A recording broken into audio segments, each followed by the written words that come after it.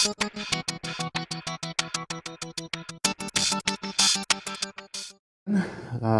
Jim Pierce, one of your selectmen. This is the fourth presentation in a series of 5 under the title of Sandwich by the Numbers.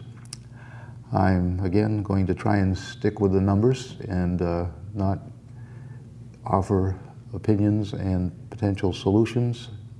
The objective is to try and come to a common understanding of where we are, and if we like where we are, we can stay there. If there are some places that we'd like to move on to, then we need to figure out how to move ahead. What are our goals and how are we going to get there? The written versions of these presentations will appear in the Enterprise. They will also be posted on sandwichschoolnews.com. The sandwichschoolnews.com postings will include links to the data behind the package. And I've lost my train of thought here.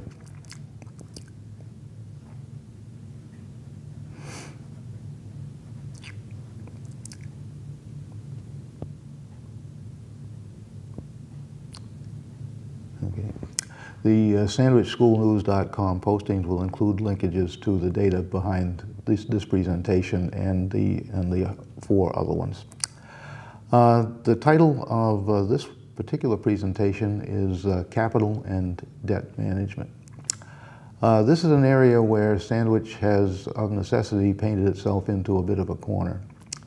As the town was growing rapidly, virtually any dollars available for recapitalizing or increasing the capital assets of the town had to go into the school system. We built several additions on the wing school, built a new high school, built 2 new K-8 schools, added a wing on the high school. That sucked up a great many of the capital dollars, virtually all of them. Now, the graphic that'll come up now is just a list. It's a list of big ticket capital items that we could choose to address over the next 5 or 10 years.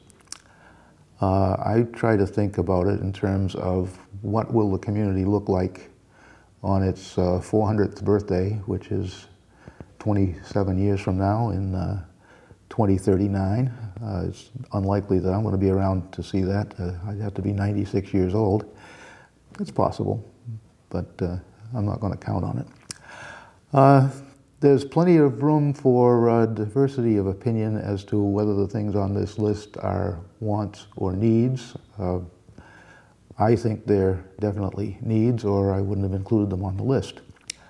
And the list may not be complete. There may be things that should be on there that I didn't think to put on there, or there may be things that I put on there that other people believe don't deserve to be on there. So this should all be a subject for debate within the community over the next year, maybe 2, so that we can decide which of these are actually needs and which ones are wants. And then there's always room for diversity of opinion of how much we want to put into each of those. There's a line that you can pass on anything where you've treaded into the want area instead of just satisfying exactly what you need. Now, I'll just read down the list. They're not in any particular priority. In fact, what I did was I wrote them on the backs of cards and flipped them upside down on the table and just listed them in the order that I turned them over. First one, public safety facilities. Second one, the senior center, dealing with the erosion of our beaches, particularly at Town Neck, but there's the west end of Spring Hill Beach is also in trouble in that area. Water resource management. We all read in the paper about the pressure that we're under to deal with nitrogen that we're passing down into our estuaries. Road and infrastructure deterioration, school facilities. School enrollment is declining. The school committee has recognized that, and they're examining whether the wing school should remain a school long term. If it doesn't, well, what are we going to do with that facility? Expanded library. The library is crowded. A lot of people use it. And how do we appropriately expand the library to meet the needs of the citizens of the town? And we have our town offices scattered all over to the four winds, and it would be in the best interest of the town, in my view anyway, to consolidate those municipal offices in some central location. Now, the Selectmen's long-range plan, which is published as 5 pages in the town meeting warrant last May.